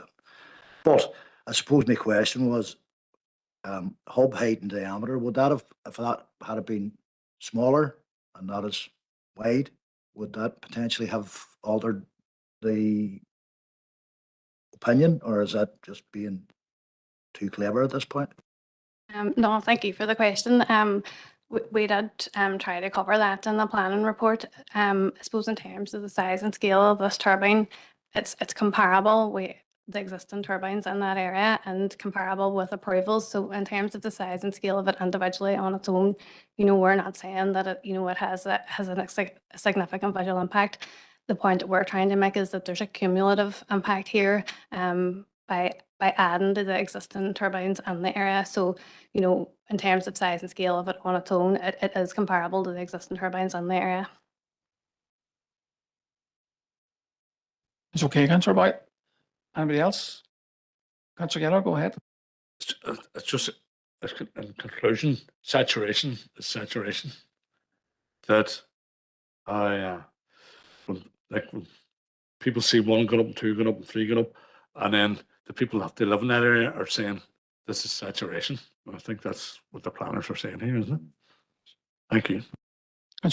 Alderman Kerrigan. Thank you very much, Chair. It was kind of a point of clarification there in regards to Grace here raised, and as Laura has stated, that turbine in the forefront there is number 5, and that's the one that's down below McCormick's on the main road, and there up, and it's not as visually. It doesn't stand out, if we just want to use that basic language there, as much when you're driving on the main Fife Road going down. Number 5, you don't see 7 and 8 because 7 and 8 is behind that image, and 7 and 8 are turbines that you know and know them from, see them from Drumquan near enough, because they are one of the very few sets of turbines that have the lattice tower. So you're always very noticeable. They're on the top of Claddy Hill. So your image there, that image there that you have up there, your turbines are directly behind you. So they do not tie in with it. You don't see them in regards to that. But I'm just querying, you have raised the issue there, and again, it's been touched on there by councillors Boyle and Gallagher here in regards to train of thoughts going, but not matter. But it was touched on anyway. My question's answered, whatever it was. I was going to ask you there was your viewpoint is high. Your viewpoint is on the Stone Road. You know, I know Stone Road has been around it many times. It's a small road, less traffic. The majority of traffic travels up and down the Fife Inn Road. You know, there's not the images from the Fife Inn Road to show the visual impact because you don't see it from the Fife Inn Road. That's it. Yeah, you know the basicness of it. You don't see the accumulation of turbines. With Whisker Hill there, you will not see beyond that. So you're having to be up on the Stone Road where the vast majority will not be. So I'm querying in that. But I do have a further question in regards to just a point of clarification. Figure 17 shows the potential shadow flicker, and you know, I'm just wondering the size of that or the scale of that circle that is put on there, and then you've stated that, you know, because it is including two dwelling houses which are connected on the Concess Road, 35 and 37, but it is also inclusive of two dwelling houses which are not connected, being 41 Concess Road and 6 Whisker Road. And so I'm just wondering there, I stated that there will definitely be no shadow flicker in that, or how is that circle came to be that size, and you're putting on a big red circle, but you're saying it's not going to have a shadow flicker. So I'm just querying that one to just get it clarified in my own head as to that, because, you know, if that's going to affect ones that are outside, you know, that are not connected with it, I just would to make that I'm content with. Maybe I'm making a potential reason here against it to clarify in my own head. I think that image came from the shadow flicker assessment. So in terms of shadow flicker, the properties that are affected are that 130 degrees either side of north. That circle, I think, is just demonstrating that they know there could be potential impact of shadow flicker, but that it's only the properties either side of north that are impacted by shadow flicker. And the report concluded that, you know, that there wouldn't be any impacts from shadow flicker. So we've accepted the conclusions of the shadow flicker assessment.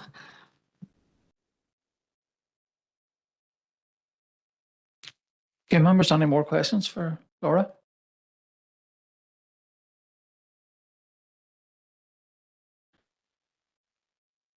Okay, members, you've heard all the information with regard to this particular application, and plan officer's recommendation is to refuse this one.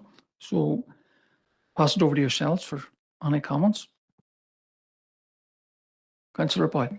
Chair, look, whilst I respect the officer opinion on this, I looking at the evidence presented in front of us, I feel this is an element of objectivity. And from what I can see in front of me, I'm not convinced that this is the appropriate way to move forward with this application. I also, Chair, to be quite frank, I commend the applicant in having an interest in you know, moving his business forward in a different way, in an environmentally friendly way, if we can put it that way. Chair, based on the fact that I think this is objective, subjective. Based on the fact I think it's subjective, I wouldn't be content to support the officer recommendation on that basis, actually, because I think it's up to each and every individual here in this committee to decide whether they agree with me, or if there's a proposer, that's grand. But because of the fact that it's subjective, then I'm going to propose that we actually overturn the recommendation on this occasion.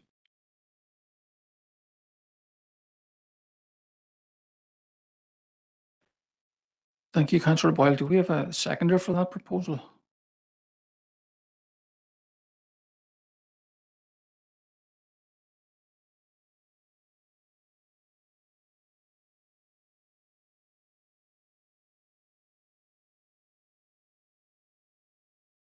Councillor Boyle, I can't see a seconder for your proposal. So we're still open to the floor for comments.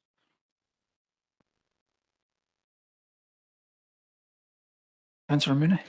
It's just a comment, Chair, but I think it's more that I think I agree with Councillor Boyle's aspect that it is completely subjective. There's no real metric of how to measure this. if you were given like a sort of, like a number and how do you actually sort of say, well, there's 3 or 4 in that location, that's enough. But and given the photographs that have been raised and all our members here have canvassed that already, it is difficult. It's trying to assess if you don't live there, and and it is quite difficult to try and assess where we're going and how do you actually visualize this application. And for once, I'm kind of stumped because I'm torn between two. I don't know what on that basis, and I just don't have enough information in my mind to try and make a definitive opinion this year. So I'm going to abstain in this one. I just don't have enough existing information because I agree with Councillor Boyle. It's completely subjective in my view. This policy, I don't know where enough. So on that basis, I'll be abstaining on this application. Thank you, Chair. Thank you for comments, Councillor Mooney. Councillor Fleming. Thank you, Chair. In the interest of preserving the visual amenity and rural character of the area, I'd be willing to propose that we accept the officer's recommendation and refuse this application. Thank you, Councillor Fleming. Councillor Gallagher. I'll second that, Chair. Thank you, Councillor Gallagher. Councillor Jackson. Chair, just the state that I will be abstaining from this because I had to leave the room during when the application was being presented. Thank you, Councillor Jackson. So, members, we have a proposal in front of us from Councillor Fleming and seconded by Councillor Gallagher. We will go to a vote on this, please. Bunches, if you can take us. Thank you, Chair. And this is a vote to accept the officer's recommendation to refuse the application. Alderman Keith Kerrigan. I have to abstain from just for I had to take a call. Abstain. Alderman Janice Montgomery. I'm going to abstain. Councillor John Boyle. Against. Councillor Caroline Devine. Ta. Councillor Sean Fleming. Ta. Councillor Paul Gallagher. For. Councillor Christopher Jackson. Abstain.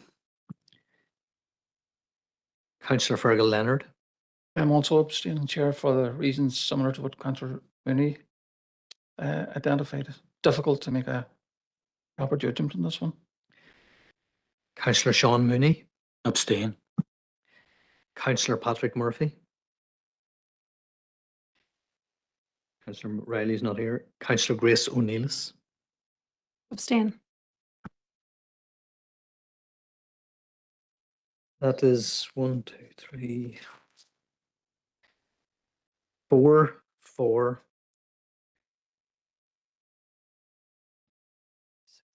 6 abstentions and 1 against. Thank you very much, Pontius. 4 for, 1 against. So we have 4 for, 1 against, and 6 abstentions. Means that it is decisions carried. Thank you.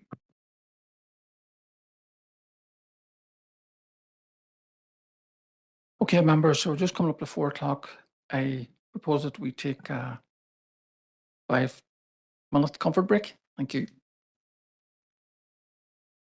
That to you.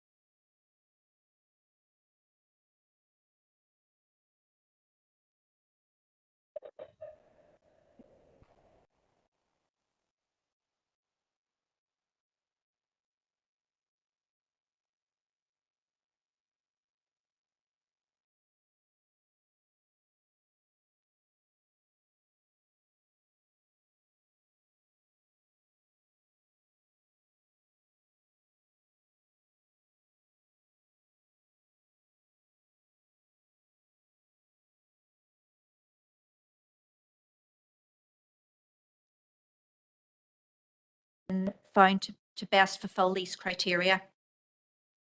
In terms of its visual impact, so 4,000 plots are proposed. So the site covers an extensive area, but the visual impact of the proposal is minimised by a combination of factors. The gradient of the site falls away from Millennium Road to the south, and hedging on its eastern and western boundaries will be retained.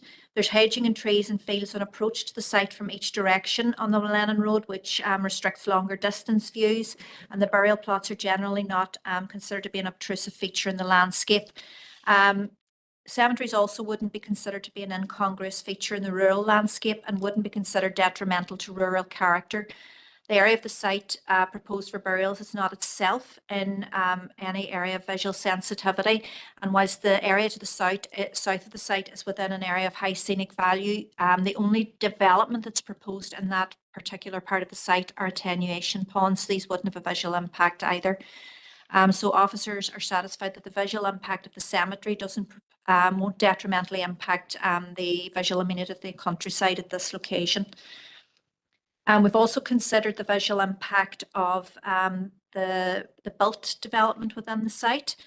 So it's proposed to retain the existing dwelling, which you can see here on the right of this slide, and to demolish the existing outbuildings on site.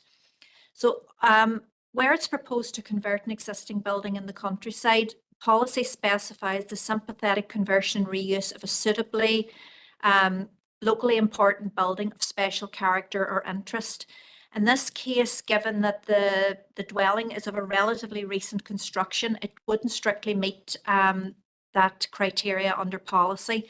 However, we've attached weight to the need for the cemetery development, the ancillary nature of the reuse of the dwelling to provide office accommodation, which is associated with the cemetery, and the fact that the building will be reused with minimal intervention and is considered to be a sustainable alternative to demolition and replacement.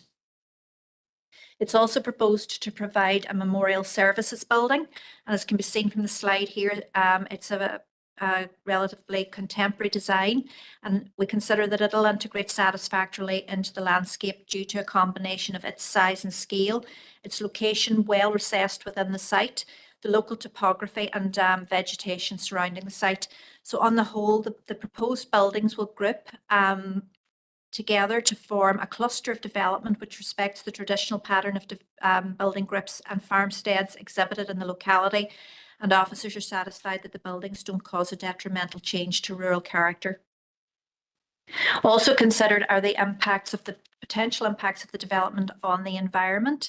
In terms of natural heritage, the site is hydrologically connected to the river Foyle and tributaries via a stream on the western boundary of the site. And Natural Environment Division is content that the development is located sufficiently far away from designated sites to avoid significant impact. A number of trees in the site were investigated for their bat roosting potential, and further reports were submitted. On the basis of those, NED, Natural Environment Division, is satisfied that the proposal is unlikely to have a significant impact on the local bat population, provided mitigation measures are followed and conditions are recommended. It's necessary to remove vegetation within the site to accommodate the development, but there'll be retention of the existing hedgerow boundaries on each side of the site, and additional planting of native species is proposed to maintain the biodiversity value of the site. In terms of the water environment, the nature of the development means that pollution of groundwater and surface water is possible. NIEA regulation unit is satisfied that it has been demonstrated that the development should not result in unacceptable impacts on groundwater or surface water quality, again subject to condition. In terms of sewage disposal, it's proposed to install a septic tank. NI Water has no objection to the proposal. However, discharge consent will be required from NIEA. In respect of traffic impact, the proposed vehicular access is onto Millennium Road, which is a protected route. Where access onto protected route is proposed, policy requires that access should be from a minor road unless this cannot reasonably be achieved. So the site is bounded to the south by Balluhry Road, which is a minor road, but it's not considered suitable for vehicular access as it's very narrow and it's difficult for two vehicles to easily pass each other. So vehicular access onto Millennium Road is considered acceptable, and it's proposed to provide pedestrian and cycle access onto Ballyhurry Road. It has been demonstrated that safe vehicular access is achievable onto Millennium Road, and that safe pedestrian and cyclist access onto Ballyhurry Road is also achievable. Regarding traffic impact, it's anticipated that there will be approximately 2 to 3 funerals take place per day. Additional trips will be generated by visitors to the cemetery, and it's acknowledged that public transport does need improvement at the location. However, officers are satisfied that given that Millennium Road is an A-class road, the traffic generated by the proposal is not likely to be significant. In terms of parking, 300 spaces are provided, and this is probably in excess of what would be required for the development. But given that the journeys to the site will mainly be by car, and that the access onto the route is a protected route, parking spaces within the site are advisable to ensure drivers don't park on the Millennium Road. To make the site accessible for all users, there's a pedestrian crossing point on Millennium Road, a footpath provision within the site, and dedicated parking for disabled patrons. In terms of flood risk, because the site area exceeds 1 hectare, a drainage assessment was required, and it's proposed to manage surface water runoff using sustainable drainage system comprising attenuation ponds in the southern section of the site. So given that council would be considered to be a competent authority, construction and management of the proposed SUD system will ensure that flood risk to the site and elsewhere due to surface water flooding will be mitigated. It's necessary to culvert a short section of water course, and this isn't usually allowed by policy unless by exception. And in this case, that short length of culvert is proposed to allow access to a car park in the southern part of the site, so it's considered acceptable in this instance. The historic nature of the site means that there's archaeological potential, so there's a condition attached requiring a programme of archaeological works prior to construction. And the impact on the setting of a historic garden and gate lodge at Millennium House was considered, but HED are satisfied that there's sufficient distance between these historic buildings and the development site that it mitigates for any visual impact. In conclusion, officers are satisfied that the need for the development has been balanced against environmental considerations, and approval is recommended subject to the conditions set out in the planning report. Thank you, members. Thank you very much, Rosie. Members, has anyone any questions for Rosie? Councillor Blight? Don't have any questions, Chair. Unless anybody else has, I'm going to make a proposal, Chair, and evidently. You're not giving anybody else. Has anybody got any questions? Sorry about that. Has anybody any comments just before this proposal is made? I was kind of hoping nobody had any questions. Sorry about that, folks. Chair, in terms of the proposal, obviously the officer recommendation is what I would be proposing. I am no doubt many, if not all on this committee, are familiar with how long it has taken to get us to this point. It has taken 10 years to find a suitable site. I know that there obviously will be concerns that people might think that it's terribly far out, but as already pointed out, and it's regrettable, obviously, that it's very likely that people can only access initially, certainly, by car.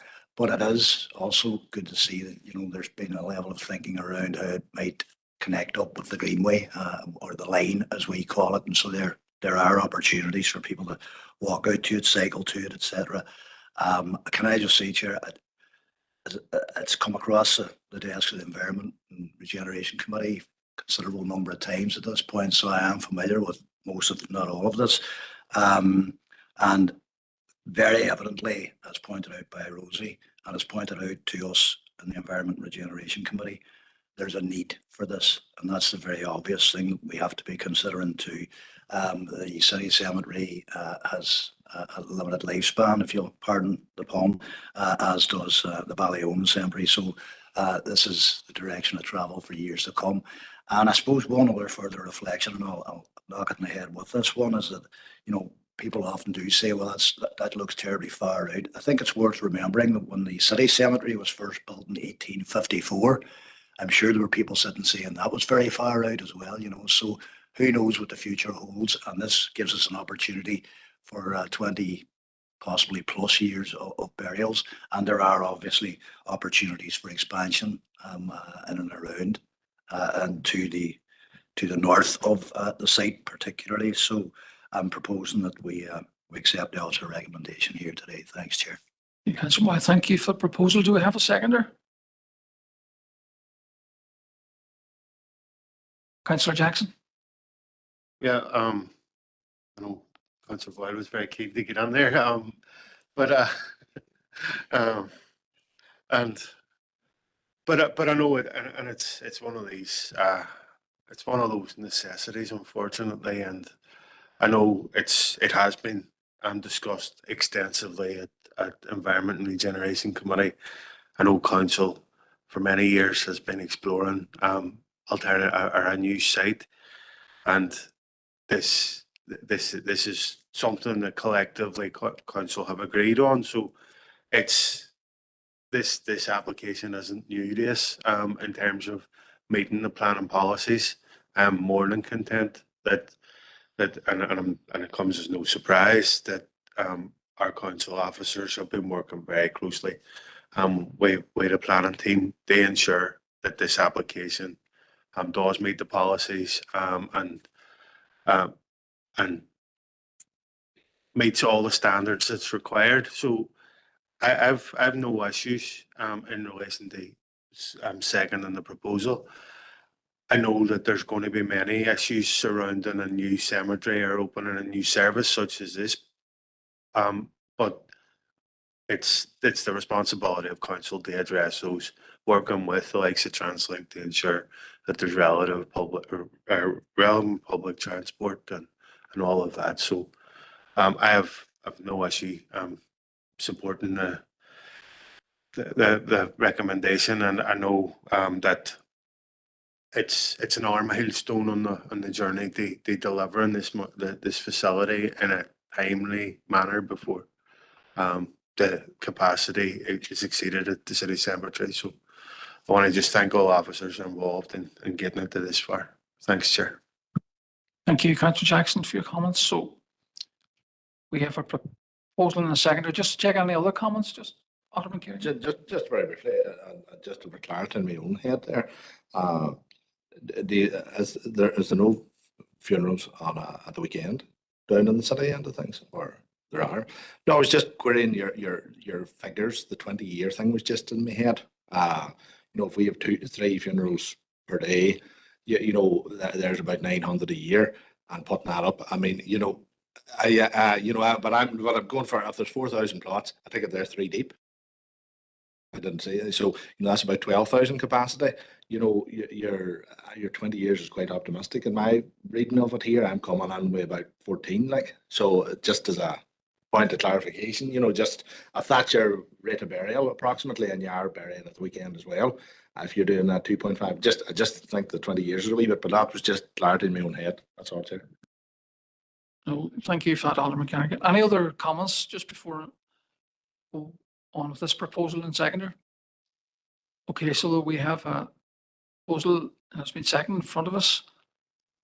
Can I take it that there are no dissenting voices in this one? No, thank you. So the officer's proposal has been, a recommendation has been accepted. Thank you.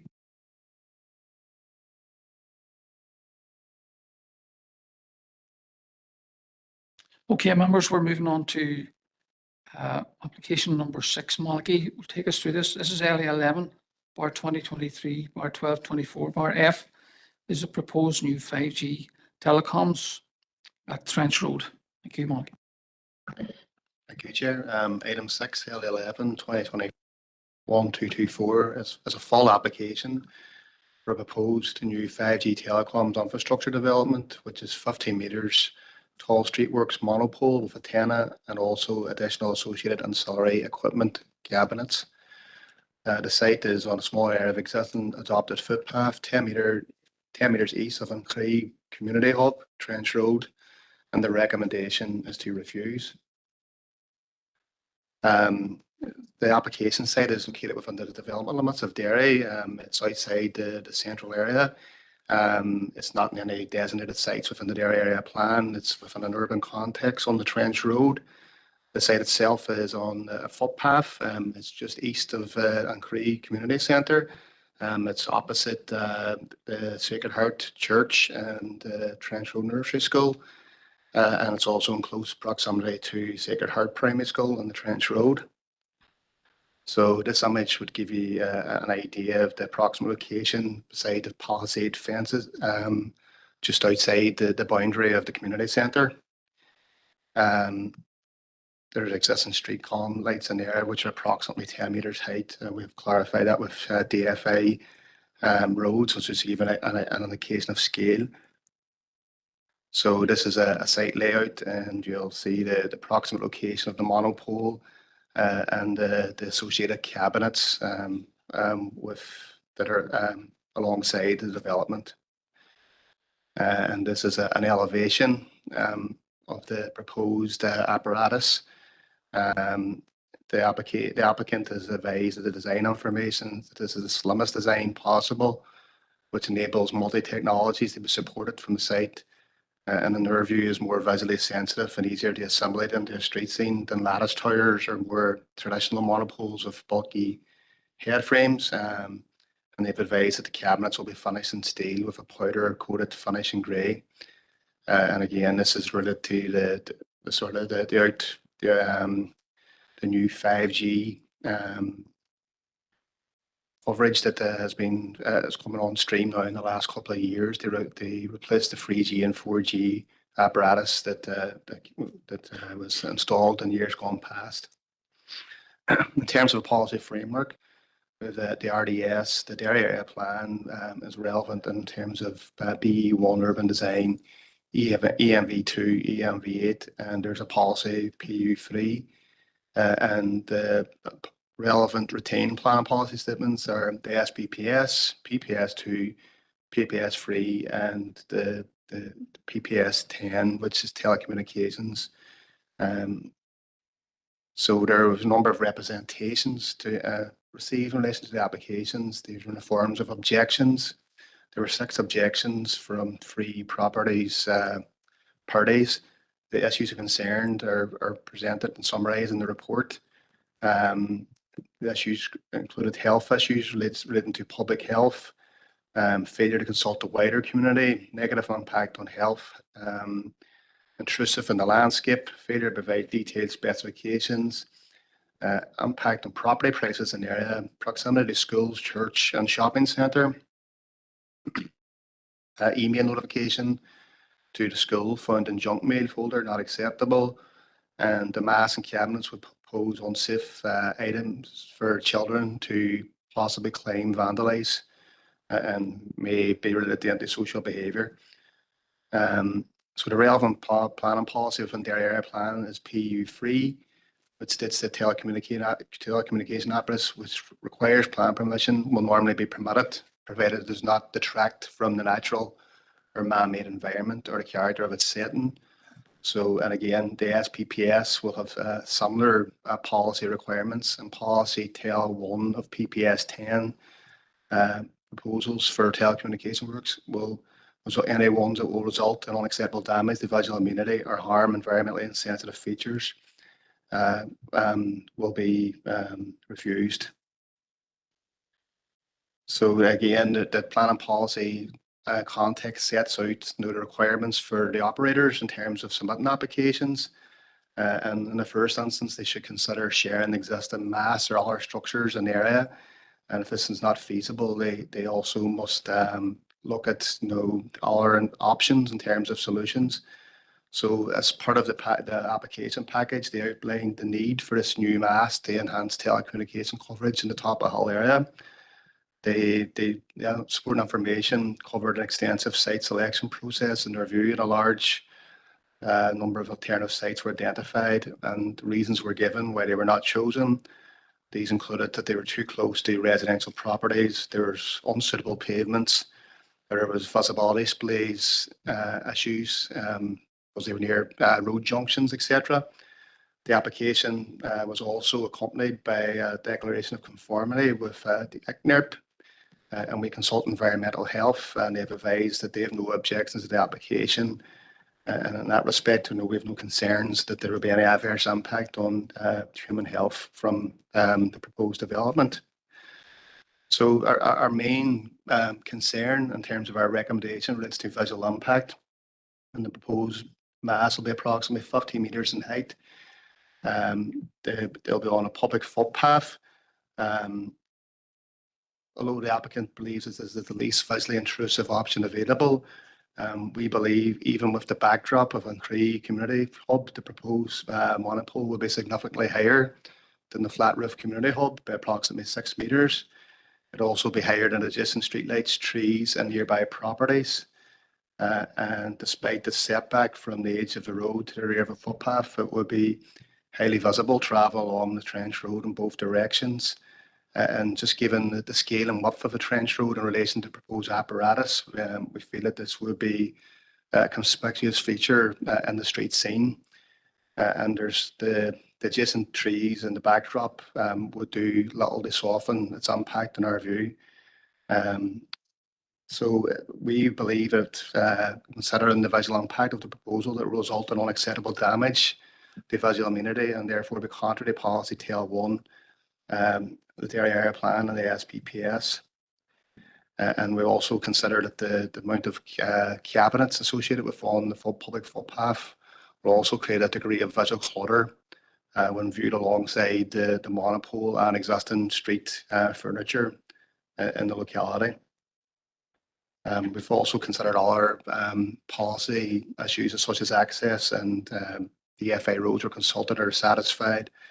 There's no issues in relation to natural heritage or environmental considerations. So in summary, officers' recommendations are that the proposed monopole and its associated apparatus would create an unacceptable visual impact in the streetscape, and we therefore contrary to the relevant policy framework, and we're recommending refusal. Thank you, Chair. Thank you, Malachy, for that. Members, any questions for Malachy?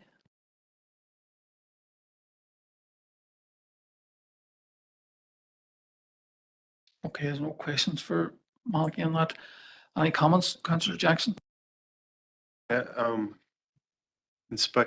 Conspicuous feature is one way of putting it. But I would agree it sticks out like a sore thumb. There's no other way of putting it. I know I worked with others for many years. They help design and deliver the new community centre at Ancree. And one of the things that we worked hard on was the design and ensuring that it integrates in what is an important thoroughfare in the heart of the community. And that's this application doesn't seem to have the same care and attention as those that were involved in the design of Ancree had. And the adjacent development at St. Brecken's Park, there has been careful care in terms of the integration, and I was glad to see the refusal reason attached to this, because that's what the inconsiderate citing of of this, and there doesn't seem to be any real attempt to integrate at all, and it's probably difficult to integrate something that's so apologies. So I have no issue supporting the recommendation. They refuse. So happy to make that a proposal. Thanks. Thanks, Councillor Jackson. Councillor Rooney, you indicated you wish to speak. Thank you, Chair. Just happy to second that proposal by Councillor Jackson. For all what he has outlined and what as Malachy has outlined, this would be extremely conspicuous. I think that's only adjective to describe this. It would stick out like a sore thumb, as Councillor Jackson said, in the middle of Trench Road. I'm looking at where the map of alternative sites are, but I'm sure there's somewhere that could be found on up the Trench Road. There's an industrial estate somewhere. I wonder if they could be sited in there, but I just think it would detract from what is, as Councillor Jackson said, and as Malachy said, and Cree, the community centre there is only, it's newly open a couple of years, and as said, a lot of people put a lot of work into that, and there's that 15-metre piece of equipment sitting outside it, and beside the school and beside the other amenities, but just detract from that area completely. So I have no hesitation in seconding this proposal. Thank you, Chair. Thank you, Councillor Mooney. Anybody else wish to make a comment on it? So members, there we have a proposal and a seconder to accept the officer's determination on this. Don't think we need to go to a vote. No dissenting voices. No. Thank you for that.